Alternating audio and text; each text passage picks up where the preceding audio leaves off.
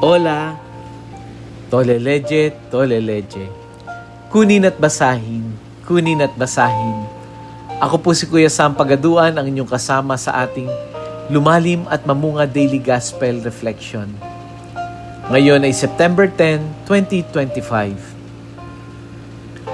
Ang mabuting balita ng Panginoon ayon kay San Lucas, chapter 6, verse 20 to 26.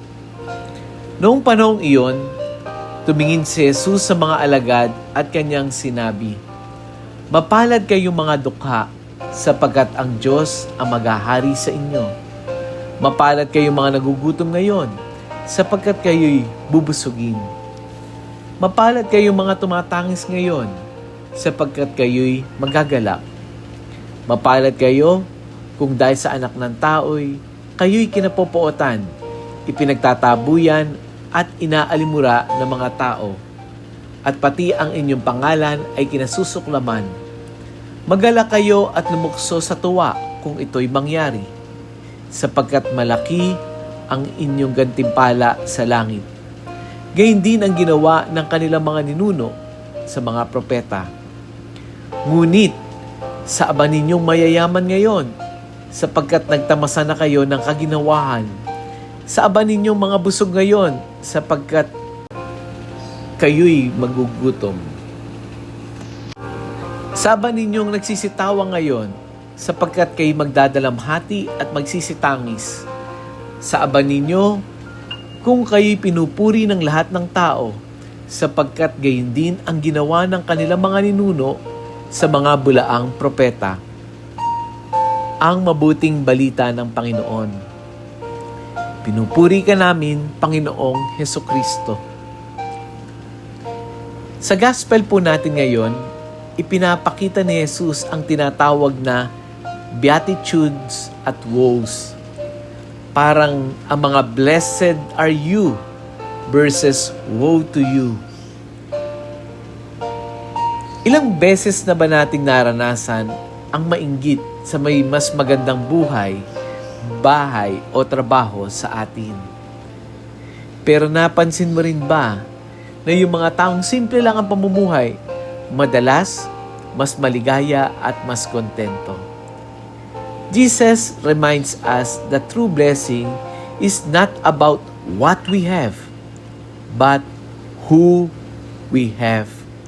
At kung kasama natin ang Diyos, tunay tayong mayaman. Kung titingnan natin ang mga nangyayari ngayon, lalo na sa usapin ng mga proyekto tulad ng mga flood controls na nilamon ng korupsyon, kung saan bilyong-bilyong piso ang nawaldas, mapapaisip ka talaga, paano kaya sila makakatulog ng payapa sa gabi? Mayroon bang tunay na kapayapaan sa puso ng mga taong nagiging gahaman sa pera at kapangyarihan?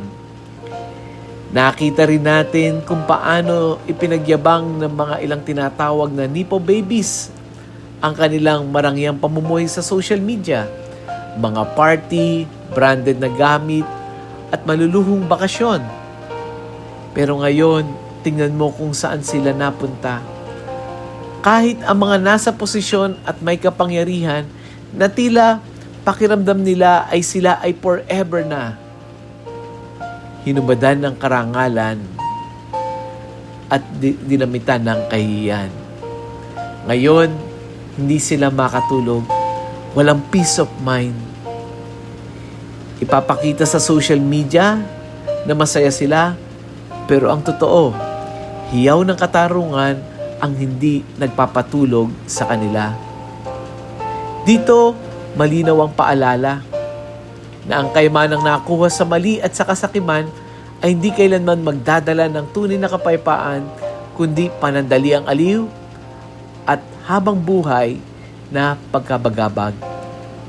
Let's turn and go back to Jesus. Bumalik tayo sa Kanya. Maging dukha tayo sa Kanya. Maging dukha in a sense na siya lang ang asahan natin. Siya lang ang panghawakan natin. Hindi ang iyong pera, hindi ang iyong posisyon, hindi ang iyong popularity. Dahil lahat ng ito may katapusan.